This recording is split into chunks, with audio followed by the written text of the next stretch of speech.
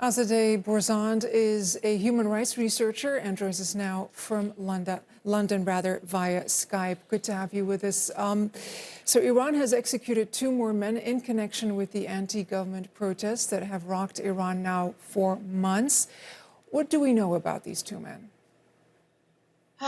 Yes, unfortunately, yesterday we woke up to the news, and as expected, these two young men come from working class families, underprivileged, and as much as the Iranian people, the international community, and the human rights community tried very hard to put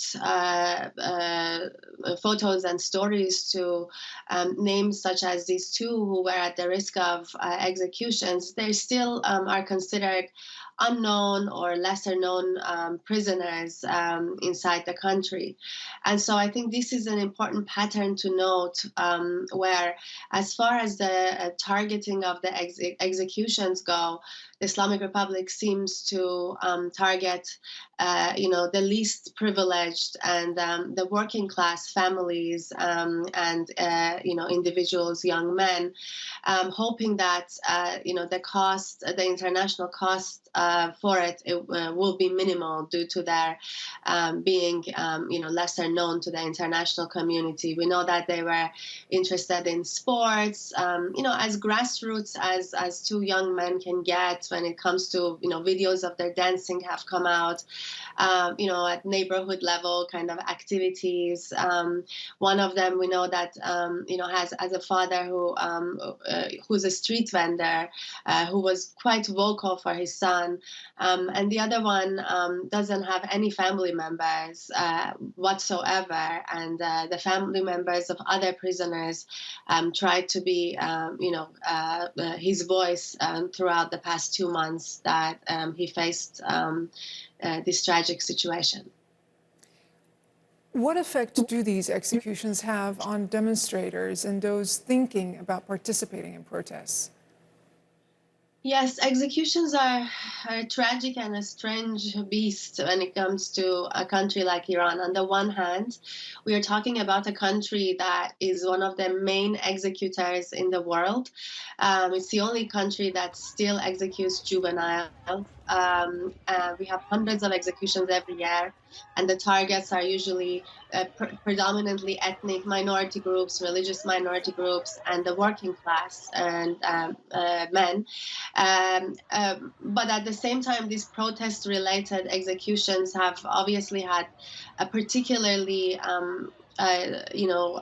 difficult effect on the Iranian people and the protesters, just because of how uh, it's in a way a slap to the face of the protesters, to the international community who is reacting, and it just simply shows that the Islamic Republic's regime has no whatsoever intention to change directions, to change behavior, to compromise over anything.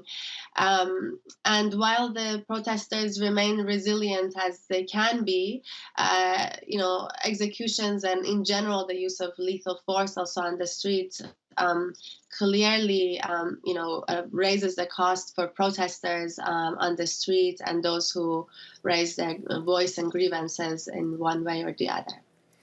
As you point out, I mean, Iranian authorities so far have not been able to quell the protests. And now, with more protesters sentenced to death, is there disquiet growing that this situation is just getting worse at this stage? Yeah, my observation is at this stage, the Islamic Republic seems to care about one thing and only one thing, and that's survival at any cost. And it seems to me that they are hoping that, by using these kinds of lethal intimidation techniques, such as execution, such as blinding protesters, killing them, torturing, sexual harassment, rape, and so on, to send protesters home, or at the very least limit these protests to sort of smaller, episodic situations that they can control.